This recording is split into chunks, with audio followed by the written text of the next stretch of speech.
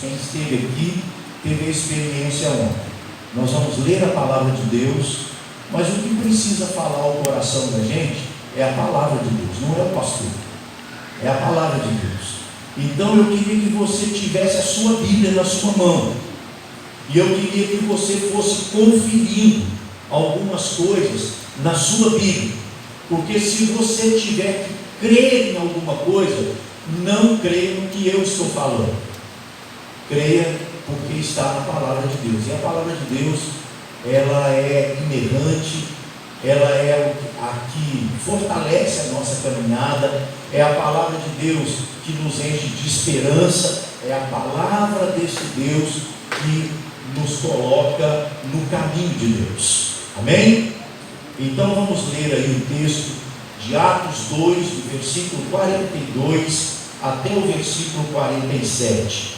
E a palavra diz assim: e perseveravam na doutrina dos apóstolos, e na comunhão, e no partir do pão, e nas orações.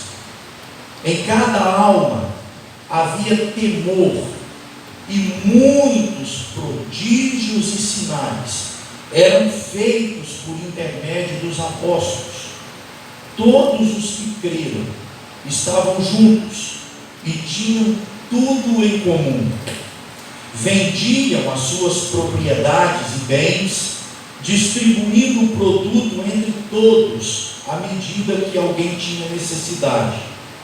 Diariamente perseveravam unânimes no templo, partiam o pão de casa em casa e tomavam as suas refeições com alegria e singeleza de coração, louvando a Deus e contando com a simpatia de todo o povo. Vamos ler o finalzinho do versículo 47 juntos? Enquanto isso, acrescentava-lhes o Senhor, dia a dia, os que iam sendo salvos. Vamos lá bem forte agora. Vamos ler bem forte e bem firmes. Enquanto isso, acrescentava-lhes o Senhor, dia a dia, os que iam sendo salvos. Senhor Deus, temos a palavra do Senhor diante de nós, mas a tua palavra, essa que nós temos diante de nós, diz para nós que a letra mata, mas o Espírito do Senhor nos vivifica. Por isso nós pedimos ao Senhor, ó Deus, em nome de Jesus, faz um milagre aqui na vida da tua igreja nessa manhã. Abre, Senhor, os nossos olhos espirituais, para que nós vejamos o que está atrás da letra, além da letra, e sejamos pelo Senhor edificados nessa manhã. Esteja conosco aqui, Senhor. Dirige os nossos pensamentos, os nossos passos, e glorifica o teu nome em nós. É a minha oração em nome de Jesus. Amém. Eu tenho para mim, irmão, que esse é um dos textos mais belos de toda a Bíblia. Se você se lembra do contexto desse texto aqui, você vai perceber que esse é um momento muito especial na vida da igreja, que nós chamamos dentro da teologia da igreja primitiva, a igreja que iniciou lá em Jerusalém a sua caminhada com Deus. E o Lucas, o autor de Atos, está expondo para nós aqui como é que os crentes viviam. Jesus, depois que ele morreu, ele ficou 3 dias no sepulcro, e ao terceiro dia ele ressuscitou. Jesus ressuscitou. E logo depois que ele ressuscitou, a palavra de Deus vai dizer que ele ficou 40 dias conosco aqui. Durante esses 40 dias que Jesus ficou aqui conosco, Jesus ensinou aos seus discípulos verdades tremendas a respeito do reino de Deus. Coisas que Jesus nunca tinha falado durante o tempo que ele andou com seus discípulos, com seus apóstolos, ele ensina durante esses 40 dias. A urgência de Jesus em falar sobre o reino de Deus era algo visível naquilo que Jesus ensinava aos seus discípulos, pelo fato de que ele, sendo Deus, sabia que pouco tempo lhe restava para estar com seus discípulos. Ele seria assunto aos céus, ele iria para o encontro do Pai, ele retornaria para os céus. E Jesus havia dito isso para os discípulos. Jesus disse para eles certa vez o seguinte: olha, ainda por um pouco e vocês estão me vendo, e o coração de vocês se alegra porque vocês estão me vendo, mas ainda por mais um pouco e vocês não me verão mais, e o coração de vocês vai entristecer, e ainda por mais um pouco os olhos da fé de vocês serão abertos, e vocês perceberão que, apesar da minha ausência física, eu estou presente na vida de vocês. E aí Jesus disse assim: quando isso acontecer, o vosso coração se alegrará, e a alegria que vocês vão experimentar, nada vai poder tirar de vocês. Nada vai poder tirar, nem perseguição, nem dor, nem morte, nem sofrimento, nada vai tirar essa alegria do coração de vocês. Pois bem, Jesus está agora vivendo os seus últimos dias com seus discípulos. Ele está pronto para voltar aos céus de onde ele veio. E nesse período ele começa a ensinar o reino de Deus, e lá no Monte das Oliveiras ele olha para os discípulos e diz para os discípulos assim: olha, voltem para Jerusalém e lá permaneçam, até que do alto vocês sejam revestidos de poder, para serem minhas testemunhas em Jerusalém, Judéia, Samaria, até os confins da terra. Jesus estava dizendo assim: esperem o Espírito Santo ser derramado sobre vocês. Os discípulos, intrigados com a palavra de Jesus, perguntaram para Jesus assim: Senhor, será esse o tempo que o Senhor vai restaurar o reino a Israel? E Jesus, de forma muito séria e direta, e ele tinha pouco tempo, disse aos seus discípulos assim: não vos compete a vocês saber tempos e épocas que o Pai reservou para a sua própria autoridade, mas vão para Jerusalém e lá permaneçam, até que do alto vocês sejam revestidos de poder.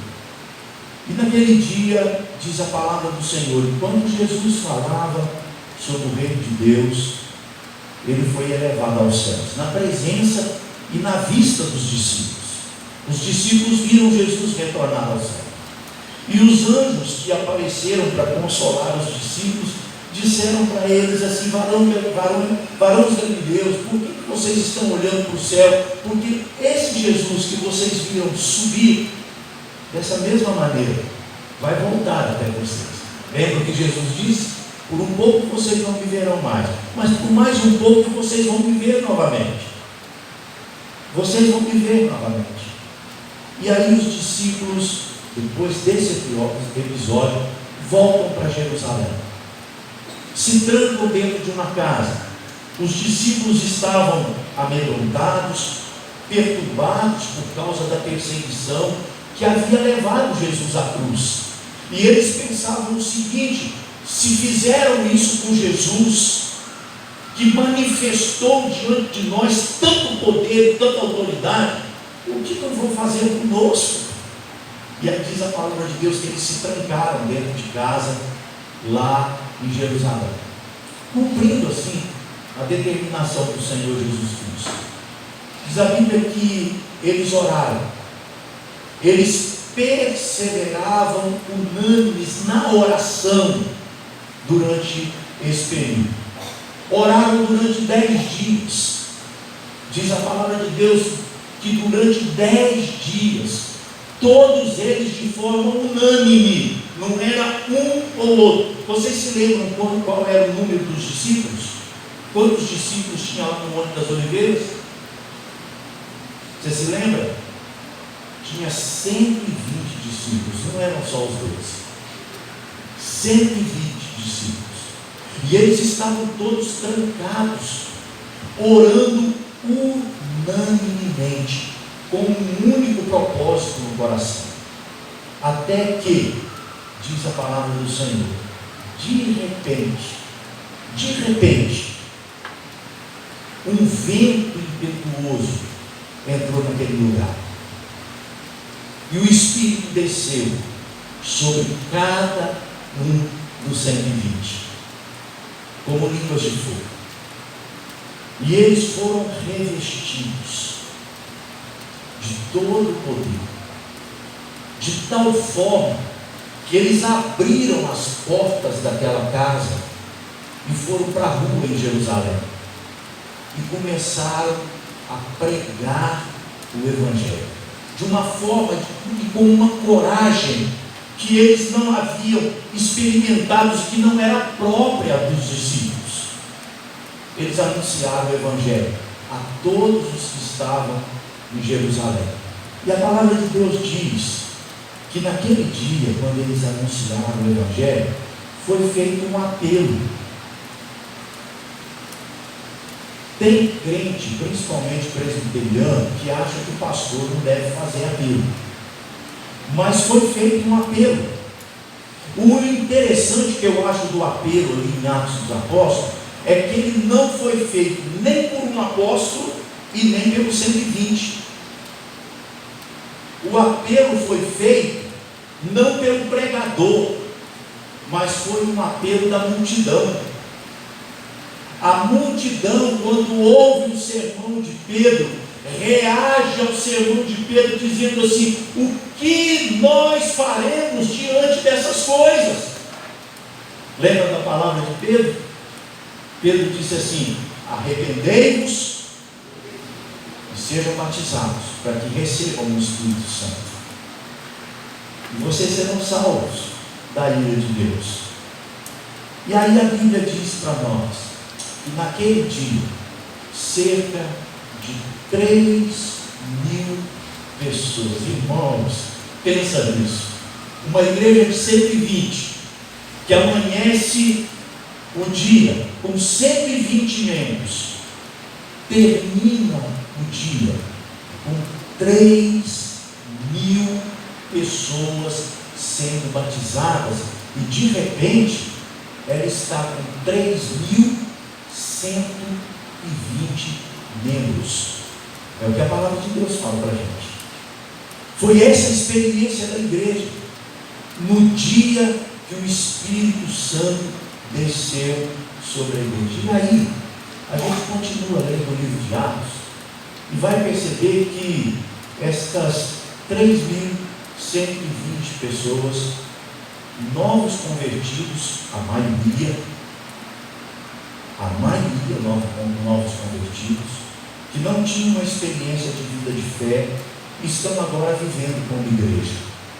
E essa igreja, daí uns dias, quando Pedro e João estão indo ao templo para orar, prega a palavra do Senhor, e mais 5.000 pessoas são acrescentadas a essa igreja. E essa igreja cresce, e essa igreja se espalha por todos os lados, por toda a Judéia, por toda a Samaria. E quando nós chegamos ao final do livro de Atos, essa igreja, que começou ali em Jerusalém, havia alcançado todo o mundo antigo. Ela havia chegado a Roma, a capital do império, onde a palavra de Deus estava sendo anunciada. Essa igreja sai de Atos dos Apóstolos e em apenas 40 anos ela espalha o Evangelho pelo mundo inteiro. Meus irmãos, eu tenho aprendido com o autor da carta aos Hebreus, que estas histórias que nós temos na Bíblia Sagrada não servem para nos ensinar como viver numa forma, como se fosse uma receita de bolo, que você mistura ali os ingredientes na medida certa e vai obter um bolo muito bonito e saboroso. A palavra de Deus não é assim. A Bíblia diz que estas histórias estão na palavra de Deus com dois propósitos. Primeiro, mostrar para nós o que nós não devemos ser, o que nós não devemos fazer.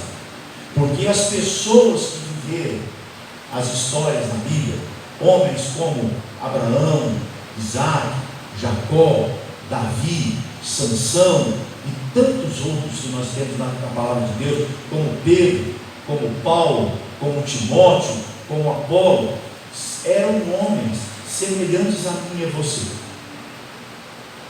Tinham suas dúvidas, tinham seus medos, existiam momentos que a fé deles falhava, como a minha fé falha, como a sua fé falha. Eles eram homens como nós. Segundo lugar, o texto diz que as experiências negativas que esses irmãos tiveram, porque todos eles eram pecadores como nós somos, servem para nos ensinar também o que nós não devemos fazer para não sofrer as consequências que eles sofreram. Por isso a Bíblia é tão importante para nós. Nós aprendemos com a palavra de Deus o que ser e o que não ser, o que fazer e o que não fazer. É por isso que no início da caminhada dessa igreja que eu narrei para você em Atos dos Apóstolos, que eu vou chamar aqui de igreja primitiva, o autor Lucas fez questão de registrar para nós como é que essa comunidade de novos crentes vivia. E essa comunidade de novos crentes se tornou uma comunidade que impactou o mundo em 40 anos. Em 40 anos, a igreja aqui está fazendo 35. Em 40 anos, essa comunidade que nasceu lá em Jerusalém com discípulos amedrontados e apavorados, alcançam o mundo inteiro com o Evangelho. 40 anos. E ele vai registrar para nós aqui as marcas dessa igreja. As marcas de uma igreja que impactou o mundo. Eu creio, irmãos, que nós, como igreja do Senhor Jesus Cristo, precisamos aprender sobre essas marcas. Eu creio que as marcas da igreja de Atos são as marcas que eu e você precisamos ter como igreja do Senhor hoje, pleno século 21, para que esse mundo seja transformado pela transformação experimentada pela sua vida e pela nossa vida. Vamos observar quais são as marcas dessa igreja? Você vai me ajudar aí a observar essas marcas. A primeira marca nós temos aí no versículo de número 42.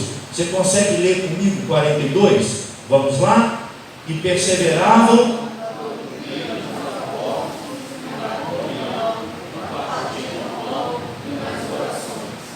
essa igreja era uma igreja que tinha zelo pela palavra de Deus. Essa era uma igreja que perseverava na doutrina dos apóstolos. Deixa eu dizer uma coisa para você hoje, ou para você aqui agora. Guarda isso no seu coração. Nós não temos mais apóstolos hoje. A Bíblia ensina para nós que os apóstolos escolhidos pelo Senhor Jesus eram em número de 12. É isso que a Bíblia ensina. Não teve mais do que 12. Foram 12 apóstolos. 12 homens comuns que o Senhor chamou para serem as colunas da igreja, para trazerem ensinamentos à igreja a respeito daquilo que o Senhor Jesus ensinou a respeito do reino de Deus. A doutrina que nós chamamos de doutrina apostólica não era dos apóstolos. A doutrina ensinada pelos apóstolos vinha do coração de Deus e foi ensinada aos apóstolos por Deus. Uma igreja apostólica não é aquela que tem um apóstolo como pregador ou como presidente da igreja, porque se dependêssemos disso, nós não tínhamos mais igrejas apostólicas. A igreja presbiteriana no Brasil é uma igreja apostólica. Eu não sei se você já parou para pensar nisso. Uma das coisas que, quando a gente começa a estudar bastante a história da igreja, que a gente vai perceber é que Calvino, um grande teólogo reformado, ele tinha birra quando as pessoas andavam pela Alemanha ensinando a doutrina que eles chamavam de calvinista.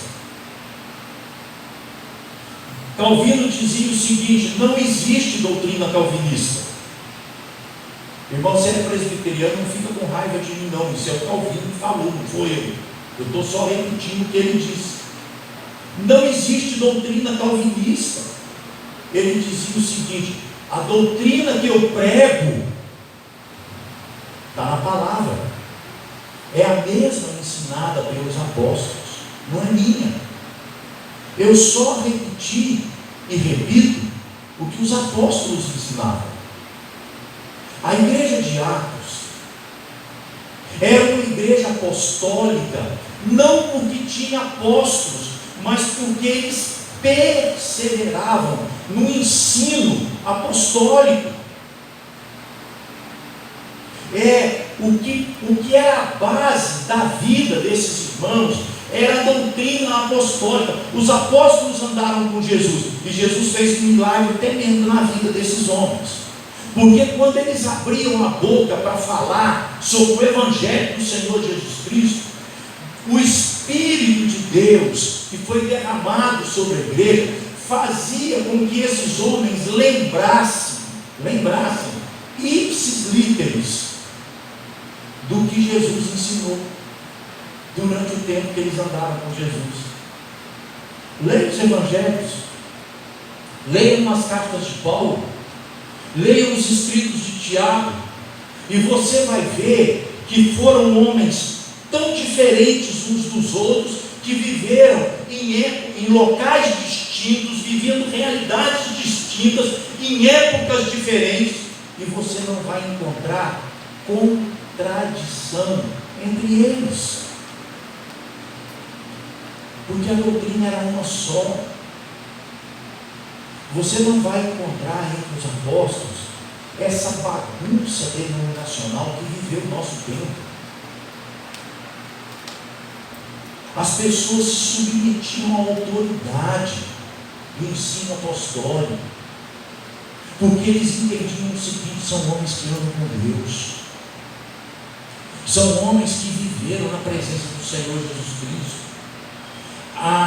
Eu creio, irmãos, que uma das coisas que está mais faltando hoje é zelo pela doutrina.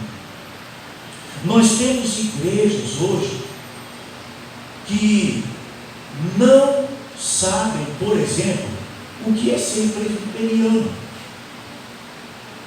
Você sabe o que é ser presbiteriano?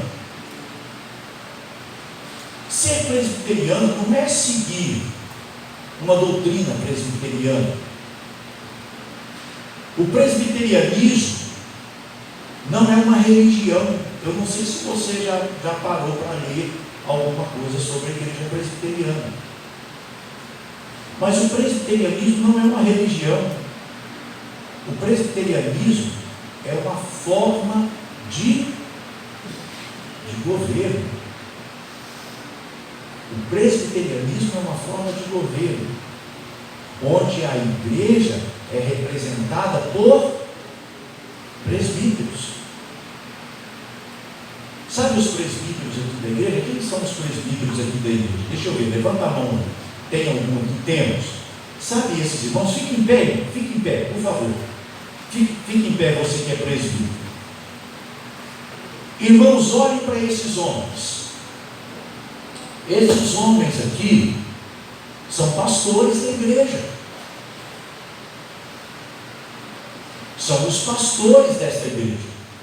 Ser presbiteriano é entender que o cargo que eles ocupam agora não foi dado a eles por mérito. Não tem mérito nenhum na vida desses homens. São homens como eu e você, sujeitos a erro, mesmo desejando acertar o tempo todo. Nós estamos sujeitos a erro, a erros. Mesmo desejando não pecar, pecamos e sofremos as consequências desse pecado, porque Deus corrige os filhos a quem Ele ama. Mas nos colocamos debaixo da autoridade desses irmãos.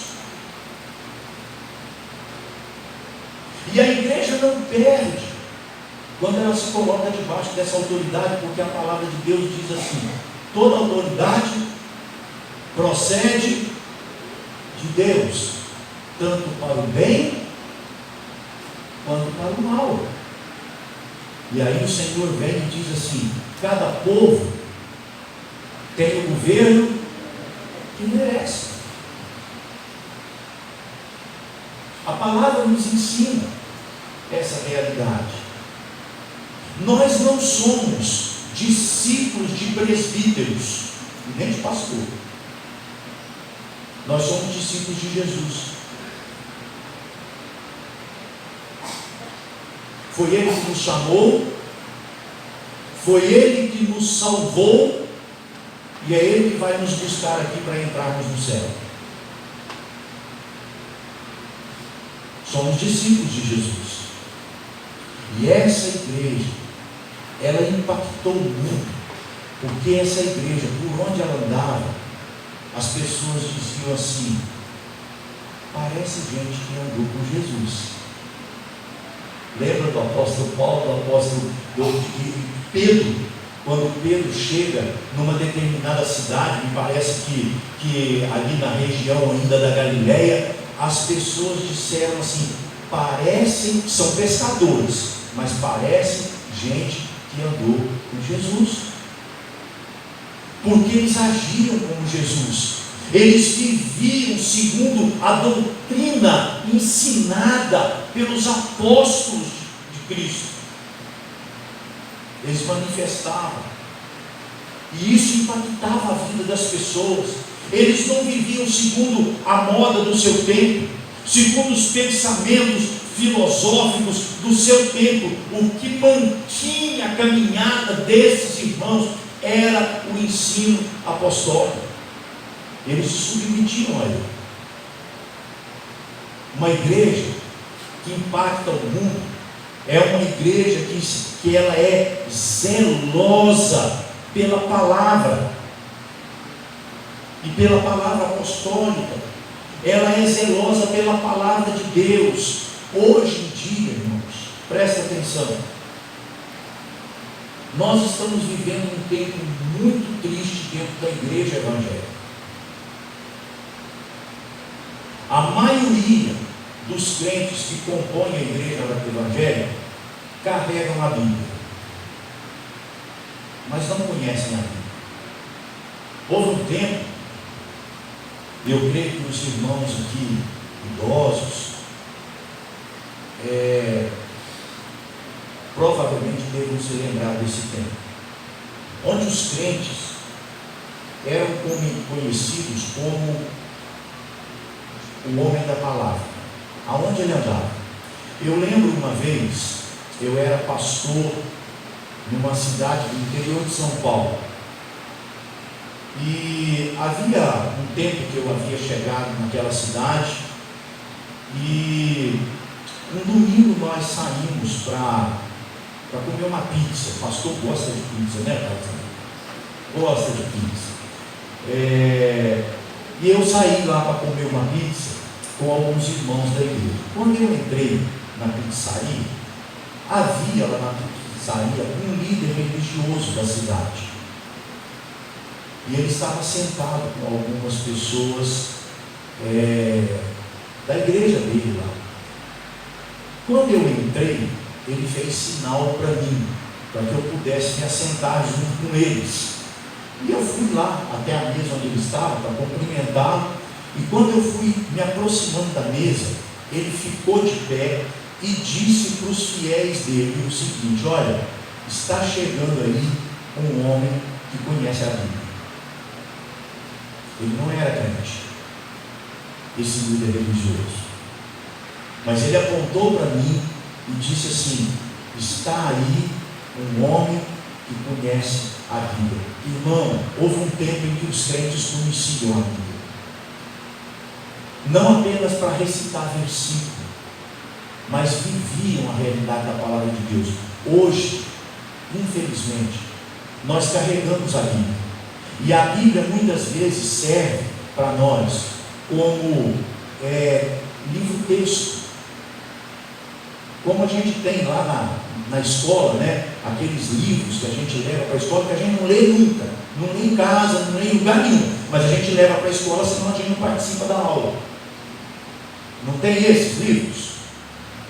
A Bíblia está aparecendo para o crente, ele diz: bom, eu tenho que levar na igreja, então eu ponho a Bíblia lá, porque senão eu não participo da liturgia.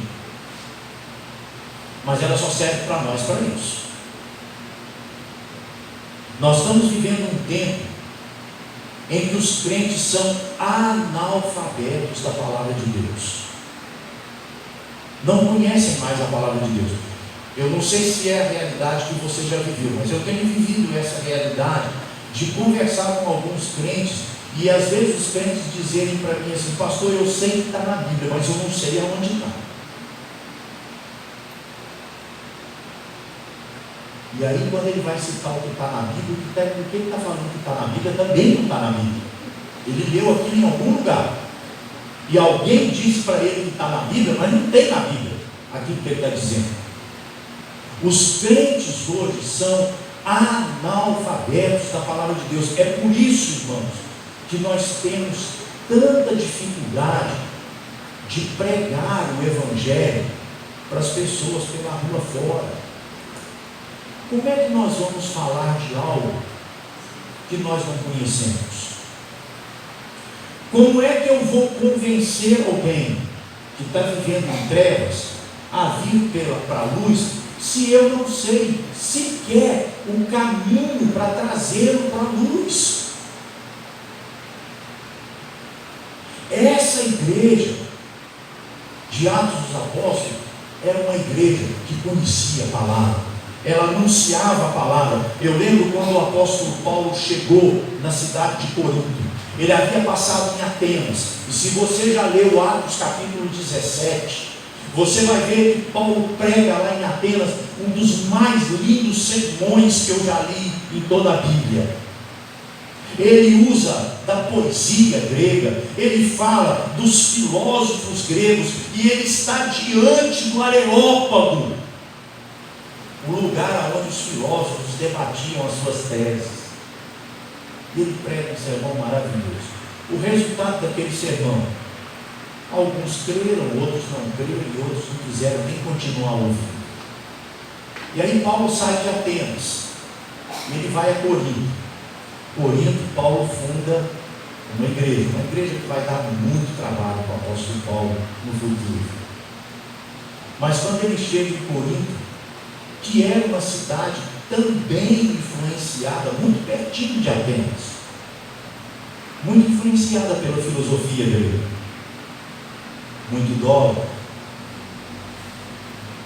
Ele declara o seguinte: eu resolvi nada saber no meio de vocês.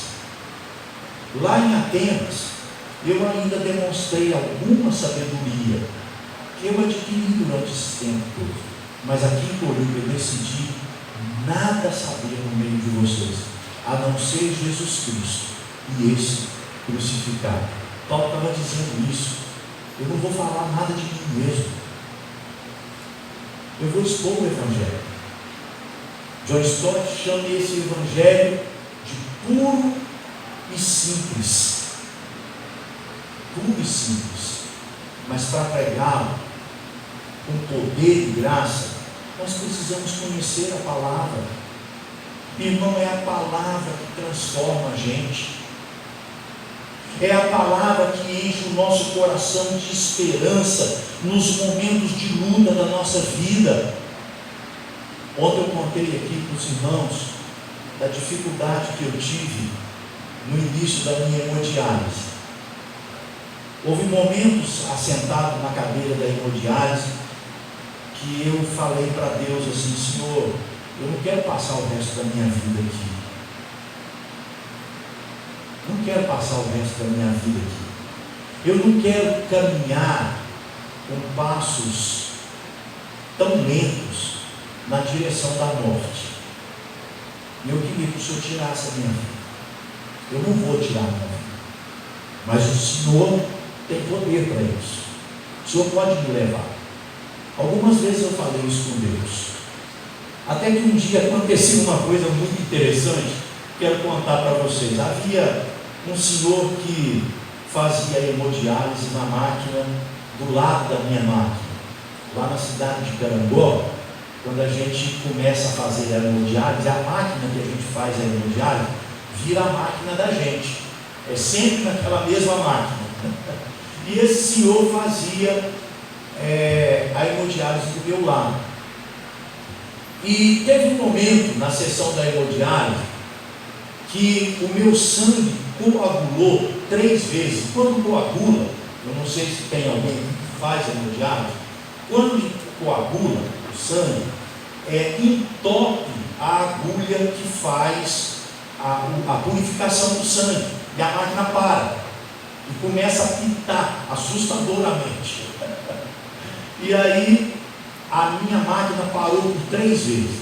Na terceira vez, a enfermeira estava mais longe, a máquina começou a pitar, ela veio na minha direção, olhou e falou com a técnica de enfermagem, dizendo assim: olha, o sangue do pastor coagulou.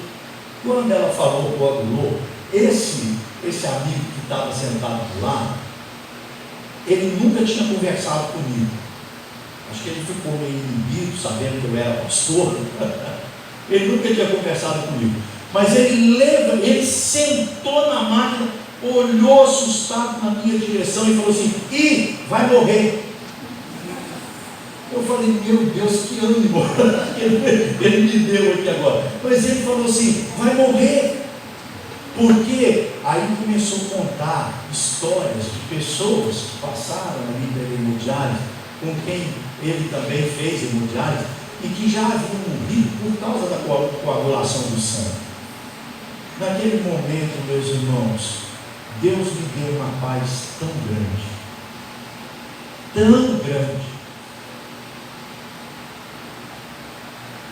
era algo tão intenso, que eu comecei a rir. Eu comecei a rir e olhei para ele e disse para ele o seguinte: meu amigo, deixa eu dizer uma coisa para você, morrer todo mundo vai, ou é hoje, ou é amanhã, ou é daqui a alguns anos, mas todos nós aqui vamos morrer. A grande questão é se nós vamos morrer com Cristo ou sem Cristo. E eu estou pronto para partir. E você? Tá? Naquele dia, Deus transformou aquele quarto da hemodiálise, aquela sessão da hemodiálise, no meu campo missionário. Porque as pessoas iam para lá elas ficavam sabendo que tinha um pastor fazendo hemodiálise lá. E elas iam para lá levar as mais diversas situações para conversar com o pastor. E Deus, naquele momento, foi trazendo ao meu coração da palavra dele. Eu não tinha a minha Bíblia ali na minha mão, mas a minha mente lembrava das coisas que eu sempre li da palavra de Deus. E aquilo me trouxe paz, me trouxe segurança. O céu se tornou uma realidade para mim muito maior do que o sofrimento que eu estava vivendo naquele momento. É a palavra de Deus que faz isso conosco. Não há consolo no culto da igreja, no louvor da igreja, no sermão do pastor. O nosso consolo, meu irmão, está na palavra de Deus. É ela que nos consola, é ela que enche o nosso coração, é ela que renova a nossa esperança, é ela que nos torna aptos a sermos instrumentos de Deus para impactar a cidade de Volta Redonda, ou qualquer outra cidade. E essa igreja de Atos era uma igreja que perseverava unânime na palavra, no ensino apostólico. E aí você precisa entender, Deus continua falando conosco hoje. Deus não é um Deus mudo. Deus não se tornou um Deus impotente. Ele continua falando, Ele continua ensinando, Ele continua produzindo o seu reino no coração de homens, e Ele faz isso através da palavra. Sem a palavra de Deus, irmãos, o seu entusiasmo pelo louvor vai passar. Vai ter um momento que você vai desistir. Sem a palavra de Deus, reverendo, seu ministério vai atrofiar. Sem a palavra de Deus, meu irmão presbítero, o seu ministério vai se tornar improdutivo na igreja. Meu irmão, sem a palavra de Deus, você não vai conseguir sequer impactar a sua família. Você tem que se encher da palavra de Deus e perseverar unânime. Eu gosto dessa expressão perseverar, porque eu reconheço, irmãos, não é fácil estudar a Bíblia. Faz um teste. Chega em casa hoje e fala com Deus assim: Senhor, a partir de amanhã, segunda-feira, todo dia eu vou separar um tempinho para ler. Você pode olhar, nada vai acontecer com você. A hora que chegar o momento de você ler a palavra de Deus, quando você se assentar e abrir a palavra de Deus, seu telefone vai tocar, alguém vai tocar na campainha para te fazer uma visita que nunca fez antes, mas está chegando naquela hora para fazer a visita na sua casa. E o seu momento com Deus vai ser interrompido de todas as formas, mas você precisa perseverar, lutar, entendendo que esse momento, quando você vai estar em comunhão com Deus, através da palavra de Deus, quando Deus vai estar ensinando ao seu coração, é mais importante e mais urgente que qualquer compromisso que você possa ter um dia. Lembra que Jesus falou? Nem só de pão vive o homem, mas de toda palavra que procede da boca de Deus. Você tem essa palavra na sua mão, que procede da boca de Deus. Precisamos ser uma igreja perseverante no aprendizado, no estudo da palavra de Deus. Mas nós temos ainda uma segunda marca, ainda no versículo 42, diz que essa igreja é uma igreja que perseverava na palavra, mas também nas orações. E aí eu vou dizer para você o seguinte: não era apenas o pastor da igreja que orava, não era apenas os irmãos da igreja ou as irmãs da igreja que se reuniam em reunião de oração. Começa a ler o livro de Atos para você ver. A igreja, unanimemente, era conhecida como uma igreja de oração. Os apóstolos oravam, os crentes oravam. Lá em Atos, no capítulo 6, há um momento decisivo na história da igreja, quando a igreja se reúne e ela está sendo criticada porque ela não estava fazendo a obra social como ela deveria fazer. E naquele momento os discípulos resolvem eleger os primeiros diáconos na história da igreja. É um momento que dividiu a história da igreja, um momento em que foram escolhidos os primeiros diáconos. E você vai ler lá que eles foram escolhidos debaixo de oração. Não foi debaixo de política, foi debaixo de oração, porque eles desejavam que fossem homens sábios, cheios do Espírito Santo, que fossem homens de oração. E é interessante que quando os apóstolos chegaram para a igreja e falaram assim: olha, irmãos, a obra social, nós precisamos de homens para cuidar das viúvas da nossa igreja. A igreja está crescendo muito. Nós precisamos de homens que ajudem a cuidar disso aí. Então escolham entre vocês homens sábios, cheios do Espírito Santo e em oração. Quanto a nós, nós vamos nos dedicar ao quê? Pregação da palavra e a oração. Não é porque eles iam continuar pregando a palavra de Deus ou dedicar a palavra de Deus que eles iam esquecer da vida de oração. E aí você vai encontrar a igreja em Atos dos Apóstolos em todas as situações diante de Deus e orando. Pedro foi preso, açoitado lá na prisão, jogado no cárcere. E a palavra de Deus diz que a igreja permanecia em oração, clamando a Deus, orando ao Senhor, pedindo a Deus que desse à igreja, não a ausência da tribulação, mas perseverança no meio da tribulação. Essa era uma igreja que orava.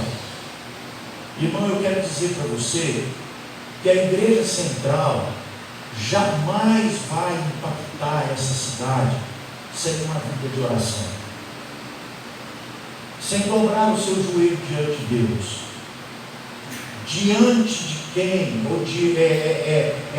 Sem dobrar o seu joelho diante daquele do qual procede todo o bem que nós precisamos. O nosso país não está precisando de um presidente novo. Nosso país não está precisando de ministros novos,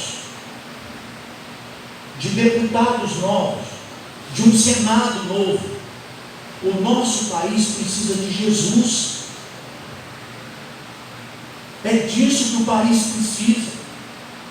E as testemunhas de Jesus nesse país sou eu e você. E a palavra de Deus diz assim: como é que eles crerão se não há quem pregue? E que como é que eu vou pregar se eu não for enviado? Se não houver uma consciência do que a palavra de Deus pede de mim e de você, através da oração, do quebrantamento diante de Deus, nós não vamos fazer a obra de Deus. E esse país não vai experimentar mudança.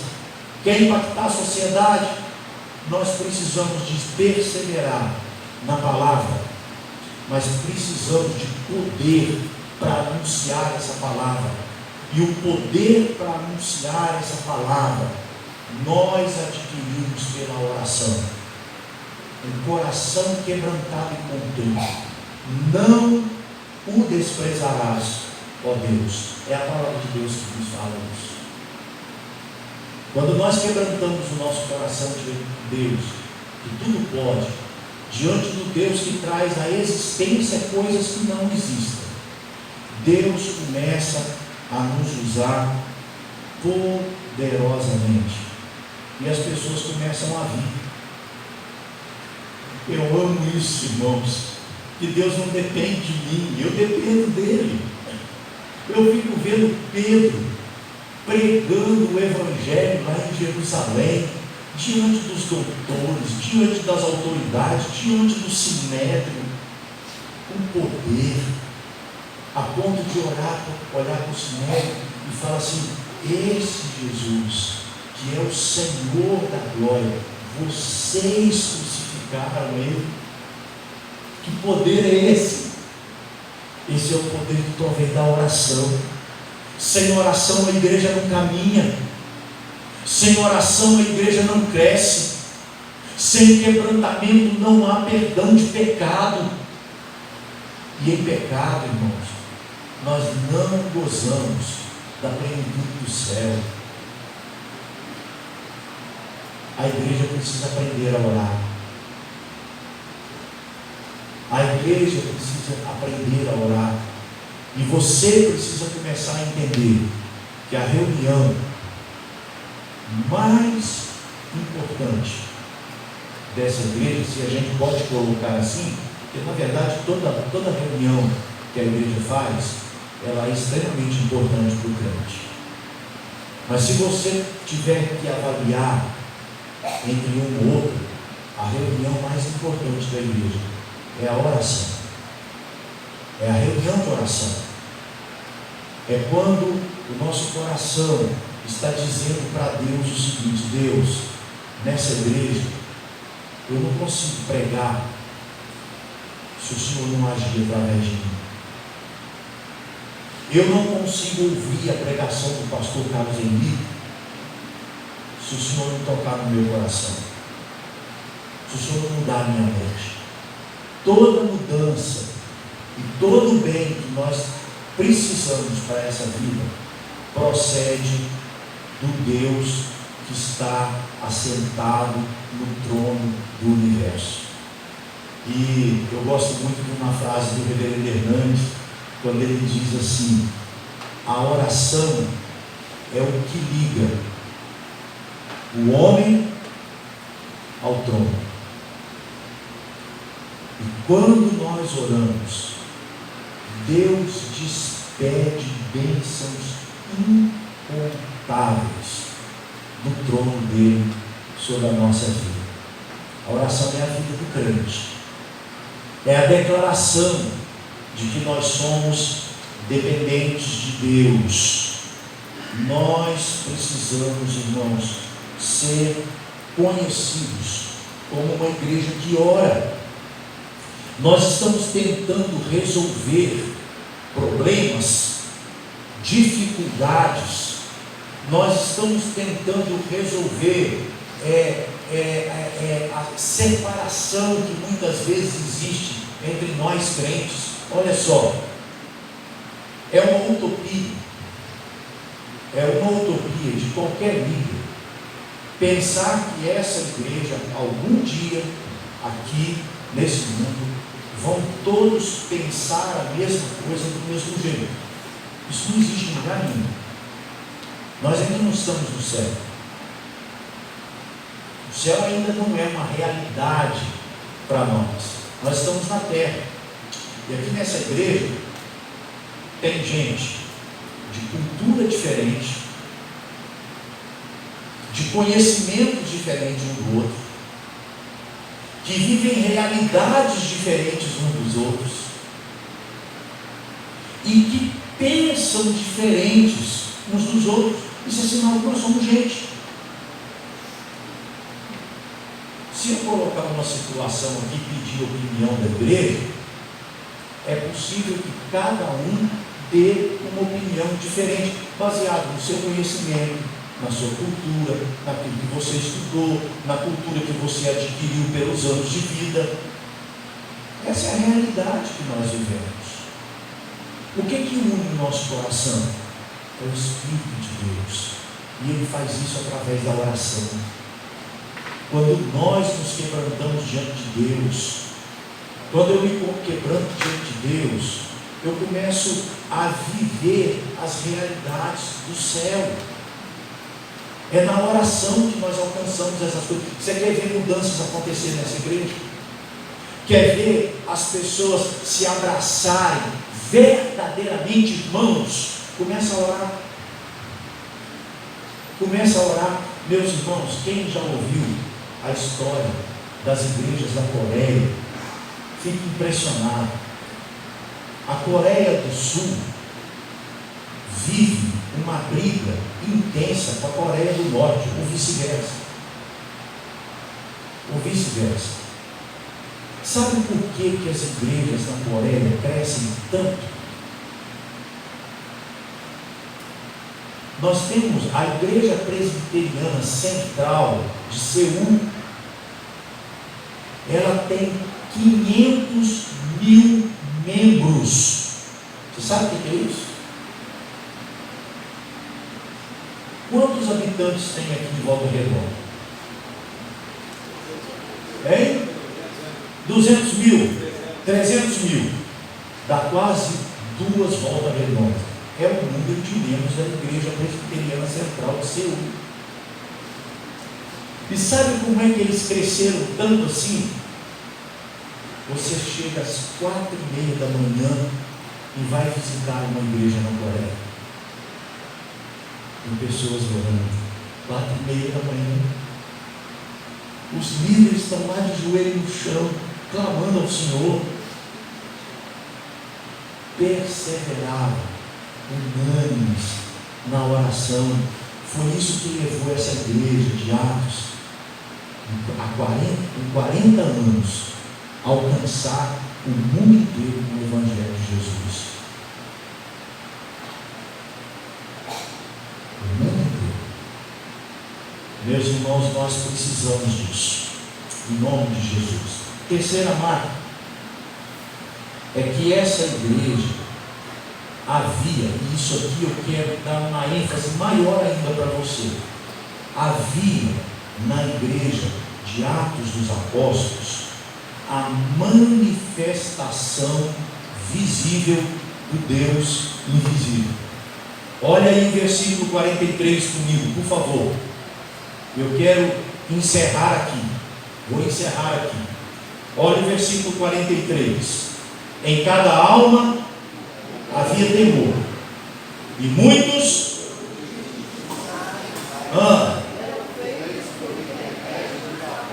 o que era feito por intermédio dos apóstolos?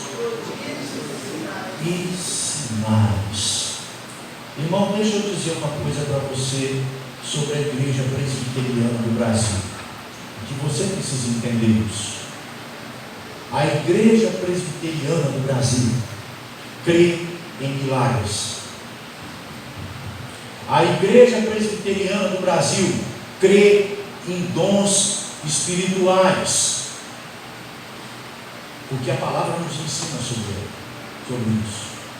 E a confissão de fé de Westminster, eu não sei se você já leu a confissão de fé alguma vez na sua vida, mas a confissão de fé de Westminster, no capítulo 3, item 3, no capítulo 3, diz o seguinte: nós cremos que o Espírito Santo, que vive em cada crente, continua a derramar dons e talentos sobre a igreja.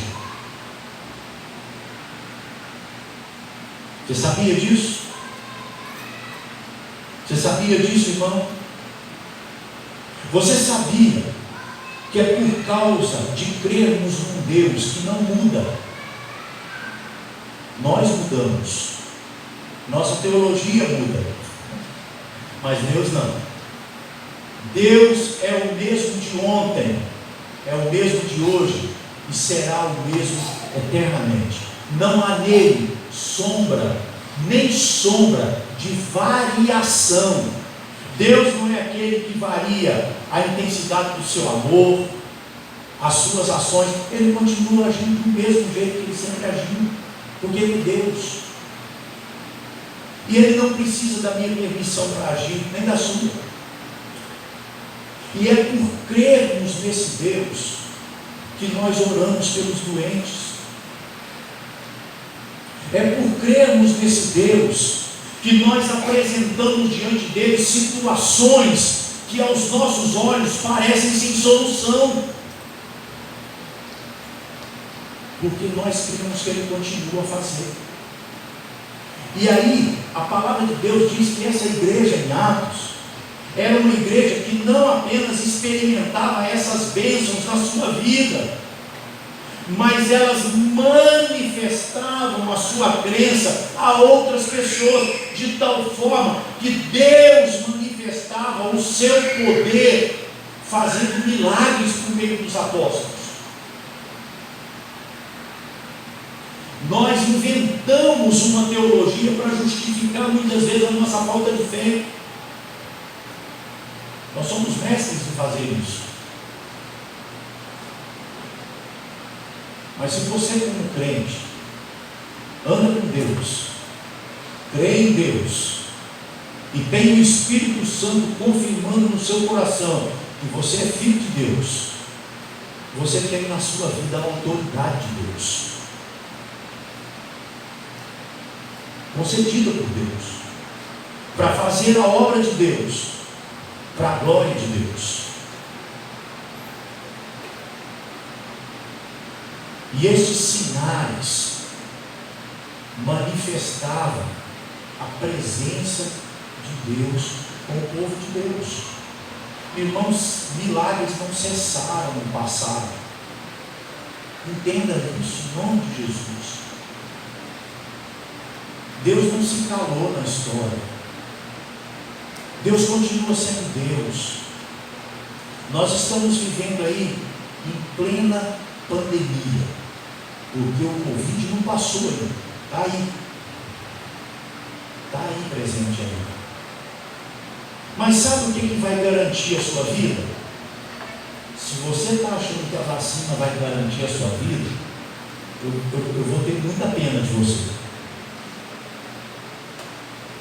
Porque a Bíblia diz que é o Senhor Deus que dá a vida, e é o Senhor Deus que tira a vida. Deus continua sentado no trono do universo, dirigindo todas as coisas pelo seu poder.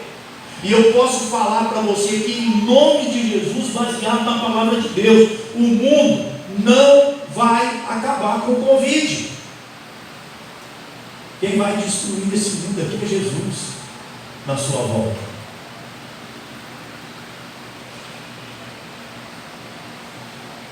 E essa é a realidade que nós vivemos. E aí, a palavra vai dizer que esses irmãos experimentavam de tal forma a manifestação de Deus na igreja, quando eles se reuniam, e diante do mundo, que eles prestavam a Deus um culto alegre. Irmãos, o culto prestado por essa igreja não era um culto carrancudo, de gente mal-humorada, de gente que chegava e se assentava na igreja como se fosse o dono do auditório. Não! Havia alegria no meio desse povo. O povo manifestava a sua alegria na adoração, cantando os hinos. Irmãos, uma das coisas que mais me entristece na igreja, eu trabalhei com música muito tempo na igreja, caso a gente sabe disso, muito tempo. E uma das coisas que mais me entristece na igreja é que músico é bicho chato. Desculpa aqui os irmãos que são músicos aqui. Mas todo músico é vaidoso. Tem que ter alguém elogiando, porque senão ele não faz. Infelizmente é uma realidade dessa que a gente vive. E aí eu não sei se você já notou isso, que boa parte dos hinos, a gente canta assim, se eu gosto do hino, aí eu sou animado para cantar. Aí vamos lá, vamos bater palma, vamos levantar a mão e tal. Aí beleza. Mas se cantar um hino que eu não gosto muito, não é a minha praia, esses hinos viram na igreja hino de velório. Uma das guias que eu tenho para a minha igreja é exatamente isso. A gente vai ministrar a ceia do Senhor. E eu tenho dito para eles o seguinte: gente, o momento da ceia não é velório. Nós não estamos ali fazendo velório de Jesus. O momento da ceia é esse momento da celebração da vida. Porque Jesus, com a sua morte, me deu vida. Eu vou viver eternamente, porque Jesus morreu no meu lugar e Ele está vivo. Eu não estou adorando um Deus morto. Mas você já viu como é que são os hinos que nós cantamos na ceia? O de cruz se erigiu. Dá cansar antes de chegar no final. Como se nós estivéssemos celebrando um velório. O texto vai dizer para nós que aqueles irmãos cantavam alegremente quando estavam na presença do Senhor, porque eles entendiam o seguinte: olha, o túmulo está vazio, o Jesus que nós adoramos está vivo, Ele se manifesta entre nós, Ele está provando que Ele está vivo, manifestando o seu poder entre nós, e nós podemos aguardar o Senhor Jesus, porque Ele prometeu que vai voltar, e como Ele está vivo, Ele pode chegar a qualquer momento. Eu estou alegre pelo reencontro com Jesus. É o que o texto fala para a gente. Essa igreja, irmãos, era uma igreja que tinha entusiasmo para adorar a Deus e para cultuar a Deus, porque Deus se manifestava no meio delas. E sabe qual foi o resultado disso? Qual foi o resultado para essa igreja? Dia a dia, o Senhor acrescentava à igreja os que iam sendo salvos. Então, eu preciso dizer, para terminar, duas coisas para você. Primeiro, os sermões do reverendo Carlos Henrique não vai trazer ninguém para a igreja. Ninguém. Nem o sermão do pastor Flávio, nem o sermão de pastor nenhum que passar por aqui. Quem traz salvo para a igreja é Jesus. Ele está vivo. É Jesus que traz os salvos para a igreja. E Ele faz isso usando você. Essa igreja tinha tanto entusiasmo quando estava junto, que as pessoas tinham alegria de ir para a casa de Deus.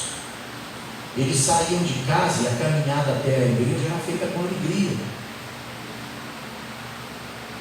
Eles não iam para a igreja: ai meu Deus, hoje é domingo, tem que ir lá ouvir aquele chato, aquele pastor de novo. Não é isso. Eles vinham com alegria, a presença de Deus. E essa alegria contagiava de uma tal forma a sociedade, que o texto você pode reler em casa, Lucas diz para nós assim, que eles contavam com a simpatia de todo o povo. A igreja não era uma igreja antipática. A igreja tinha nela as marcas do Senhor Jesus Cristo. E isso atraía o povo. E o povo via a alegria dos crentes. E aí o povo queria saber de onde está vindo essa alegria, porque era uma igreja que vai sofrer perseguição. É uma igreja cujo fundador dela tinha morrido numa cruz. Da onde veio essa alegria de vocês? E com isso, pessoas se convertiam ao Senhor Jesus Cristo.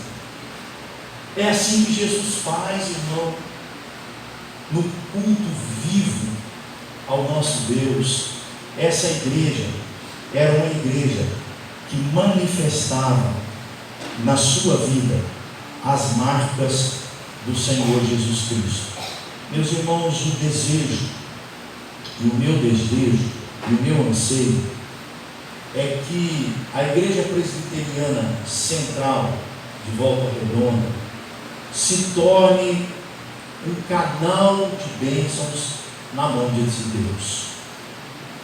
O meu desejo é que você possa impactar essa sociedade de Volta Redonda com a sua vida, com o seu culto, e quem sabe, pela vontade de Deus, libertar esse povo da mão de Satanás, ser um instrumento de Deus para atrair pessoas para a luz, para a glória de Deus, mas também para a alegria desse povo. Há um povo que vive muito próximo aqui à igreja. Há um povo que vive muito próximo da sua casa. São seus vizinhos, seus amigos, pessoas que eu tenho certeza você ama, você quer bem. Às vezes esse povo está vivendo dentro da nossa própria casa, filhos, parentes, e que estão caminhando para o inferno, porque ainda não conheceram a graça do Senhor Jesus Cristo. Você é um instrumento que Deus colocou na vida dessas pessoas. Você é um instrumento que Deus quer usar. Você é um instrumento que Deus pode usar. Estude a palavra de Deus. Conheça o Deus da palavra na palavra. A revelação dele se dá pela palavra de Deus. Seja uma igreja de oração. Coloque sua família, seus amigos no altar de Deus. Deus pode transformar a vida deles, como um dia Deus transformou a sua vida. Peça ao Senhor que abra o seu coração para o culto, para que quando você chegar aqui, você não chegue aqui para